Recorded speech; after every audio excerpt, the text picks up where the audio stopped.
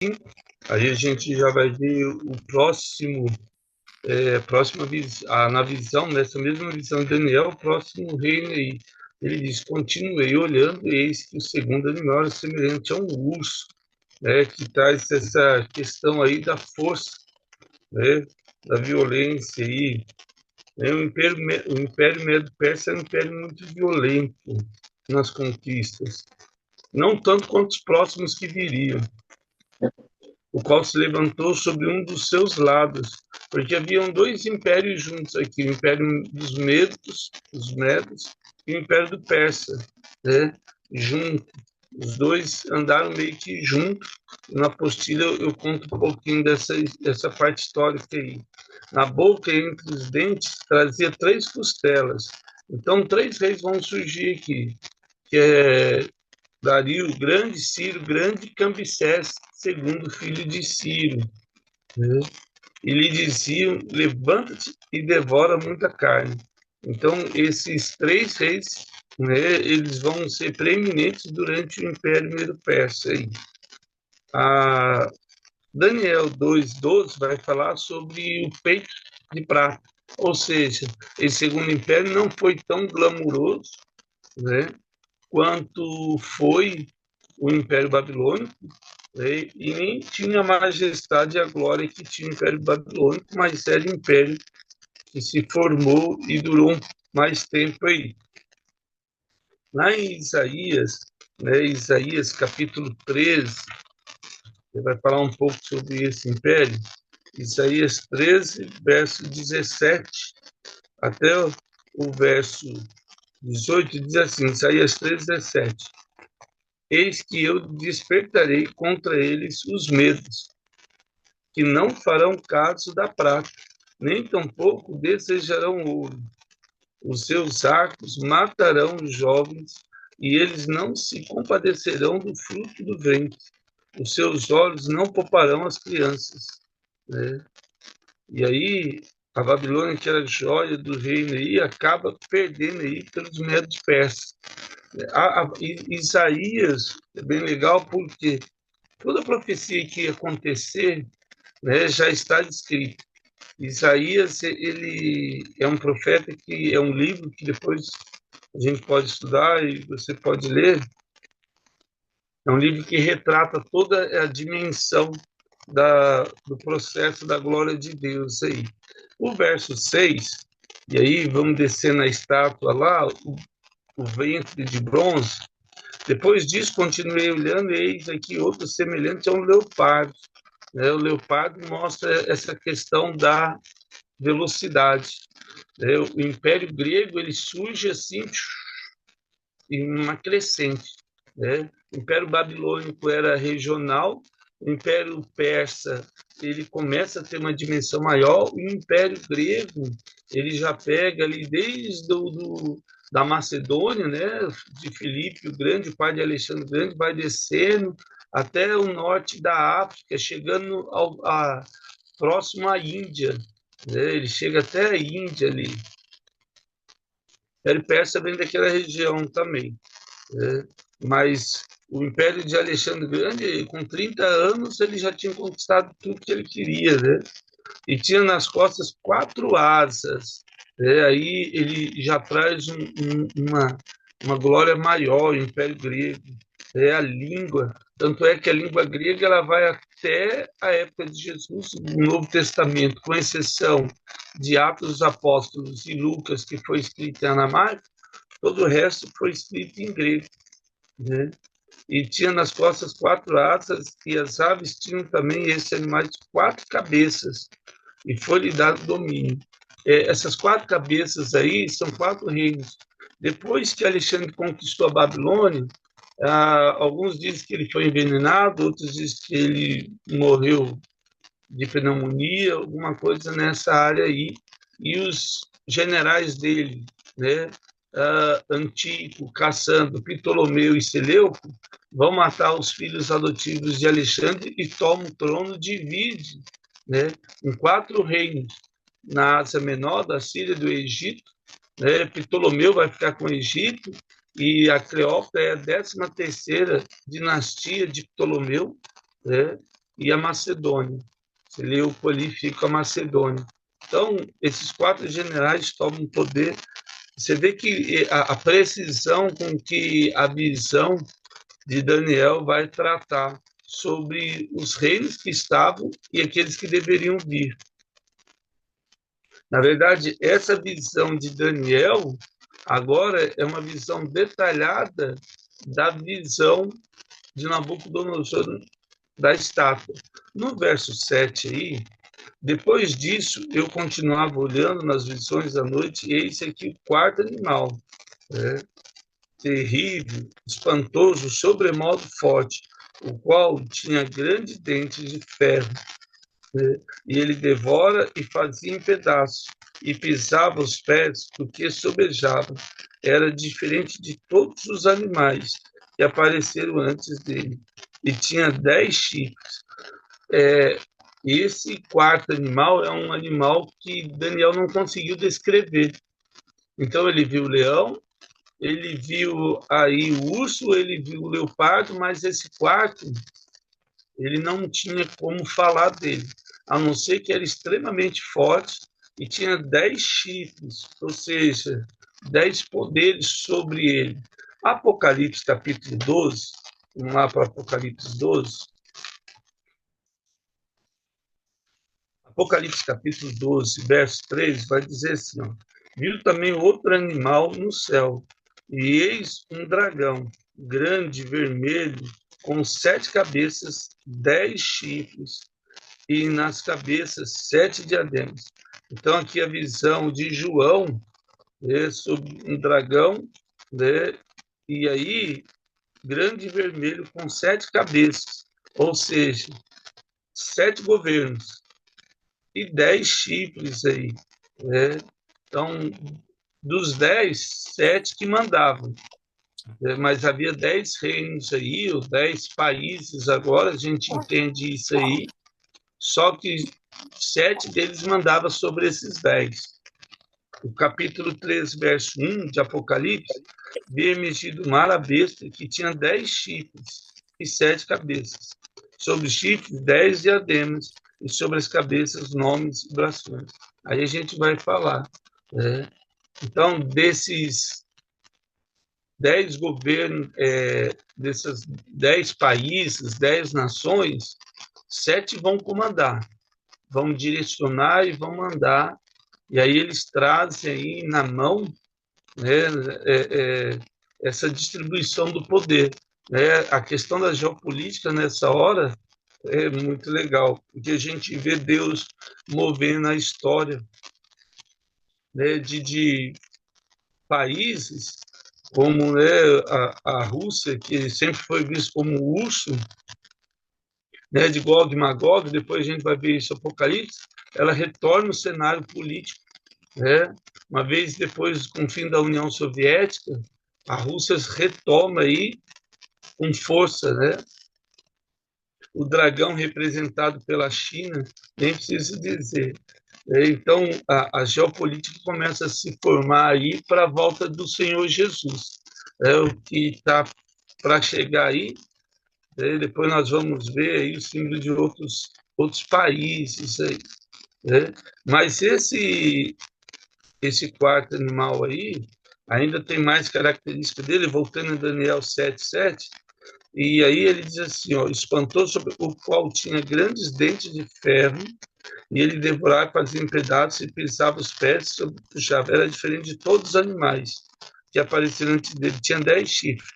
E estando eu a observar os chifres, eis que entre eles subiu outro pequeno, diante dos quais 3 dos primeiros chifres foram arrancados. Então, assim, no meio dos chifres ali, apareceu um com poder maior e tomou o poder de 3 países ali, 3 governos, né, daqueles 7 que estavam lá, ele simplesmente arranca dos 10 que estavam, e agora ele arranca e fala, ó, quem manda nesses 3 aqui sou eu. E ele começa a desenhar aí a pessoa do anticristo, né? Quem é que vai mandar? Mas, lógico, né? a boca insolente aí, sempre a habilidade que eles têm do discurso político inflama, convence e leva, né? A gente vê na história todos esses líderes extremamente radicais, né? Eles levam multidões. Hitler levou multidões da Alemanha junto com ele, né? Mussolini na Itália, o próprio Perón na Argentina, né? Getúlio Vargas no Brasil, e Franco, Salazar, Napoleão Bonaparte. A gente vai ver que esses líderes eles têm o poder da oratória assim e inflama, né? E fala com força assim que a multidão acaba acreditando que é verdade e eles vão, né? E vão atrás. A gente olha assim, o cristão ele nasceu para pregar de Jesus. Ele foi chamado para morrer em Cristo, não para matar em Cristo, né? Então a gente vê todo o discurso que gera violência contra qualquer pessoa, você já pode ter certeza que não vem de Deus, né? Qualquer discurso que fala para pegar arma, para ir em frente, não vem de Jesus, né? Gerou violência, não vem de Jesus. Infelizmente a gente vê na história se repetindo e todo esse poder de oratória inflamatória assim que gera violência, né? É um discurso do ódio e essas coisas é muito perigoso. O verso 9 ele diz, Daniel, continuei olhando até que foram postos uns tronos. Um ancião de dias se assentou, e sua veste era branca como a neve, e o cabelo da cabeça como pura lã. O seu trono era chamas de fogo, e cujas rodas eram fogo ardente. Aqui, Daniel, ele vê o trono, a glória de Deus, né? Isso é tão tremendo quando nós vamos para Apocalipse, né? A Isaías 6 também vai falar disso, vi um alto sublime trono, né? Lembra lá que a gente estudou Isaías 6, 1, Apocalipse 1, né? O verso 14, aí ele fala lá, né? Sobre o candeeiro e a sua cabeça, e seus cabelos eram brancos como a alva da lã, como neve, os seus olhos como chama de fogo, né? Falando aí sobre Deus, Deus Pai, né? Então, a visão de Daniel aqui, ele vê a glória de Deus, os tronos. Aí, ancião demonstra a sabedoria de Deus, as vestes brancas, santidade de Deus, cabelos brancos, autoridade de Deus, o trono de fogo, né? Saindo um trono, um fogo que purifica, é a purificação ou o julgamento. Fogo tem a ver com julgamento e purificação, né? E aí ele vê as rodas, né? Lembra lá que nós vimos em Ezequiel, a gente vai falar sobre ela ainda, mas antes disso, vamos para Isaías, Isaías 57, né? Isaías capítulo 57, o verso 15, quando ele vai dizer assim, ó, porque assim diz o alto e sublime, que habita a eternidade, o qual tem nome de santo, Kadosh, habito no alto e santo lugar, mas habito também com os contritos, abatidos de espírito, para vivificar o espírito dos abatidos e vivificar o coração dos contritos. Tremendo isso, porque Deus mostra a grandeza dele na criação do universo, mas ele mostra também a humildade de Deus em habitar no meio de mim e de você, né? De uma maneira única e especial. Ele vem, desce e entra dentro de nós, do mesmo momento que ele está fazendo o universo funcionar, né? Ele habita no meio do coração de alguém necessitado, alguém abatido, alguém triste. O trono de Deus não é um lugar físico. O trono de Deus é um ambiente, né? Um ambiente favorável para a graça de Deus. Quantas vezes alguém pergunta assim, aonde que Deus estava quando isso aconteceu? né? Confortando e direcionando o nosso coração para a gente não fazer algo pior. Ainda em Marcos, Evangelho de Marcos, capítulo 9, esse Marcos aí é o que a gente fala, né? Que seria o Evangelho de Pedro. Marcos só escreveu. O verso 3 diz assim: as suas vestes tornaram-se resplandecentes, né? E, e sobremodo brancos, como nenhum lavandeiro na terra poderia alvejar, né? Quando foi transfigurado, né, Jesus, ele viu Moisés e Elias, as vestes foram mudadas, assim, né? A presença de Deus traz isso, né? Essa santidade. Então Daniel vê assim a Jesus, né? Vê o trono de Deus e vê Jesus. Gente, isso é fascinante porque Jesus nem tinha nascido, mas ele já fazia parte da história, né? Ele é o antes e o depois, né? Eterno, né? Ele não tem início nem fim. Às vezes as pessoas querem explicar Deus. Aí uma dica importante, né? Você não explica Deus, porque Deus é. Como é que você vai explicar o que é? Quando Moisés tentou isso. Lembra quando a gente falou sobre o nome, Yahvé, né? Yud-He, Vav-He, que Moisés perguntou, mas eu vou explicar que Deus, né? Porque os egípcios tinham vários deuses, né? Tinha Ísis, tinha ali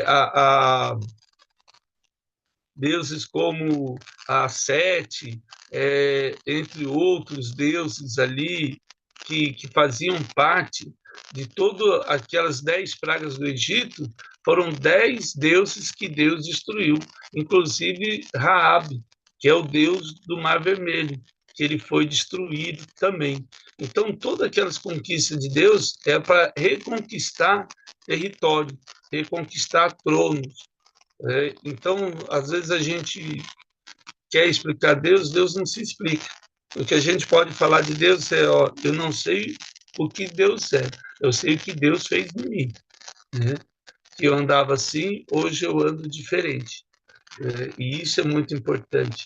A Ezequiel, e aí, uma coisa bem interessante, Ezequiel, capítulo 1, lembra, a gente falou um pouquinho dos anjos, serafins, e aí fala do querubim, e Ezequiel 1:3, lá do alto enviou fogo, e meus ossos, né, o qual se acelerou deles, acelerou deles, estendeu uma rede aos meus pés, arrojou para trás e fez-me assolada e enferma todo dia. Opa, estou lendo Lamentações aqui, mil perdões aqui, só virando aqui.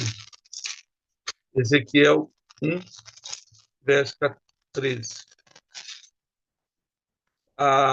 E o aspecto dos seres viventes era como carvão e brasa, e semelhante corria resplandecente por entre os seres, e dele saía um relâmpago, né, mostrando a glória. O verso 26 vai dizer, por cima do firmamento, lembra disso aqui, ó, que estava sobre as suas cabeças, havia alça, semelhante a um trono, né, como uma safira sobre a espécie de trono. Estava sentado uma figura semelhante a um homem, falando do trono de Deus aí, o juízo, e isso é muito legal. Aí, Ezequiel capítulo 10, vamos lá para Ezequiel capítulo 10, aí o verso 2 fala, e falou o homem vestido de linho, dizendo, um anjo, né, que Daniel vai ver, vai por entre as rodas até debaixo dos querubins, e enche as mãos de braços acesa dentre os querubins, e espalha sobre a cidade. E ele entrou à minha vista, né? Então havia uma ordem de Deus, né, sobre o homem, e ele pega sobre Jesus, pega as brasas ali, o anjo, e desce.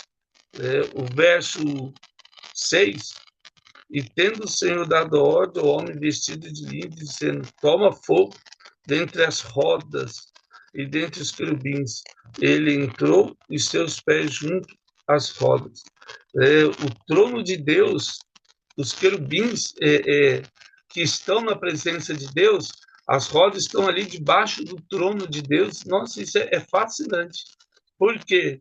Porque essas rodas trazem brasas vivas com que os anjos pegam, a Deus manda, o anjo pega aquela brasa e desce sobre a terra, sobre o mundo dos seres viventes, e aí acaba, né, ministrando na vida dessas pessoas.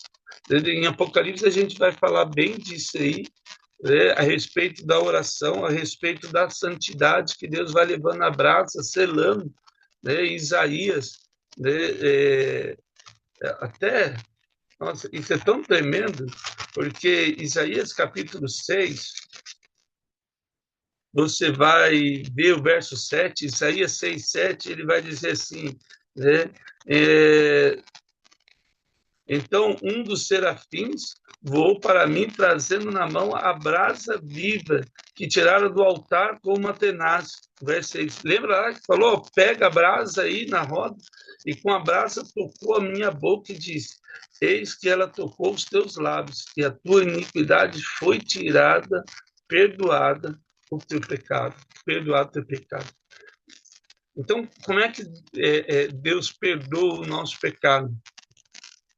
Toda vez que a gente ora e se arrepende, pede perdão a Deus, Deus ordena ali um anjo, ele pega uma brasa viva aí nas rodas que estão os querubins, desce até nós e toca, né? Queima, purifica, santifica. É tremendo isso aí. É tremendo, tremendo, tremendo. Isaías ainda, para a gente terminar essa parte aí, Isaías capítulo 9, o verso 6 de Isaías, ele vai dizer assim, Isaías 9, 6, a respeito do nome de Jesus, quando ele fala assim, né? Porque um menino nos nasceu, um filho nos deu, o governo está sobre os seus ombros, e sobre o seu nome será maravilhoso, conselheiro, Deus forte, Pai da eternidade, príncipe da paz.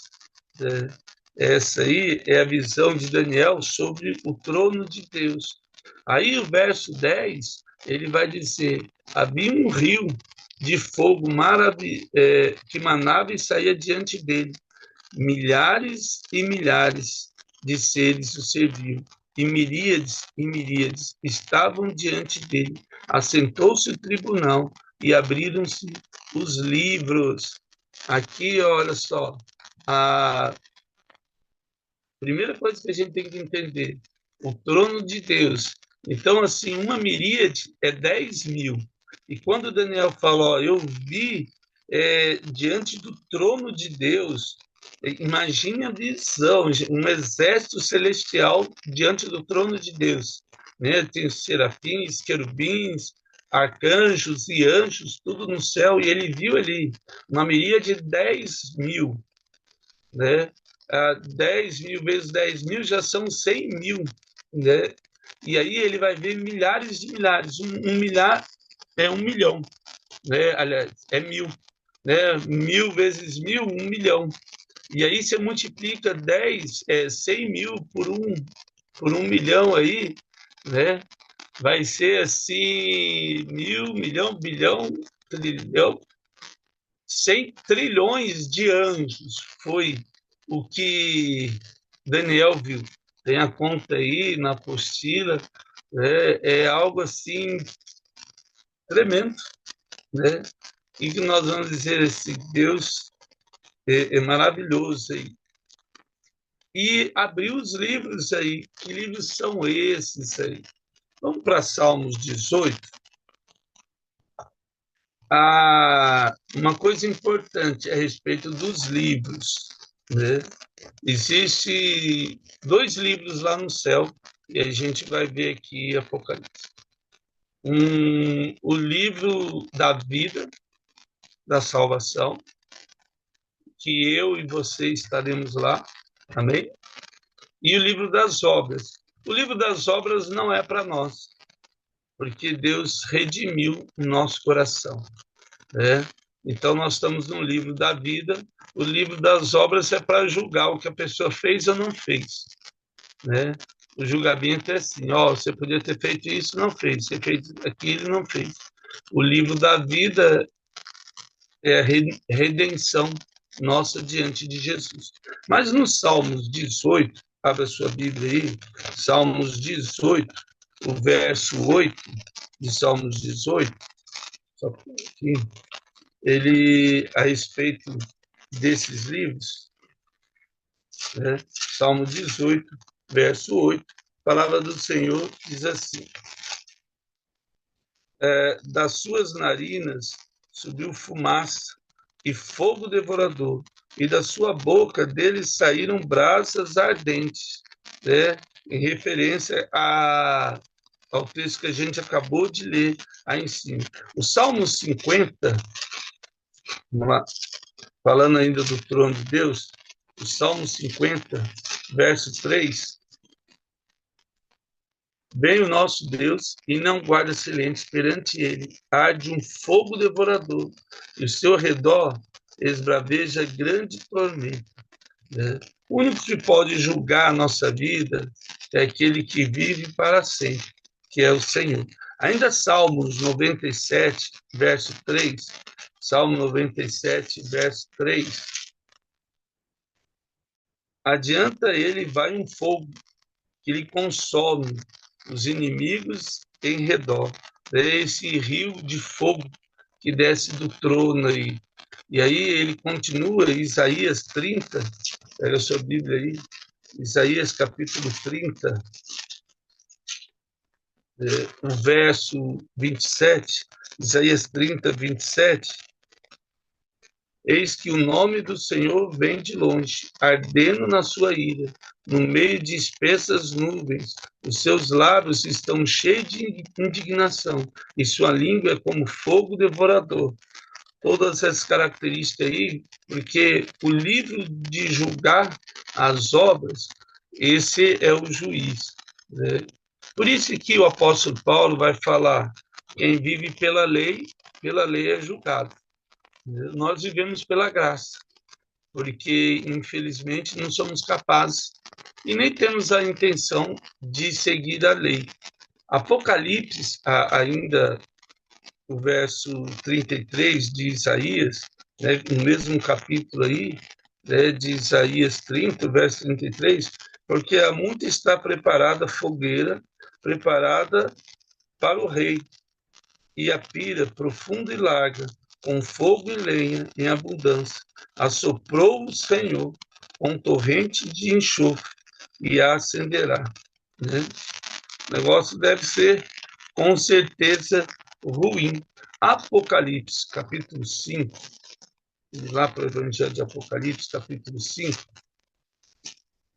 Apocalipse, capítulo 5, verso 11. Vi e ouvi uma voz de muitos anjos ao redor do trono. Lembra a visão de Daniel? Miríades e miríades, milhares e milhares, dos seres viventes e dos anciãos, cujo número era de milhões e milhares de milhares. Novamente aí fazendo uma alusão à gigantesca que é essa quantidade de anjos diante do trono do Senhor. Deuteronômio, capítulo do Velho Testamento, né? Deuteronômio,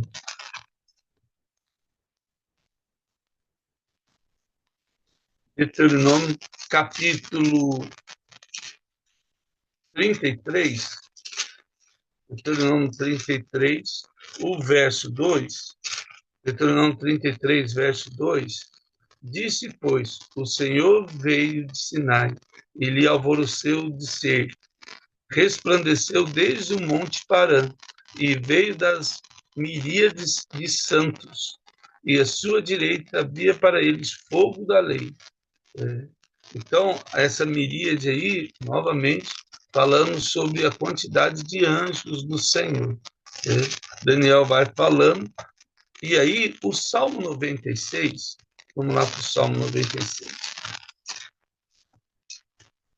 Salmos 96, o verso 11 e 13. Salmo 96, verso 11 e o 13 aí, né?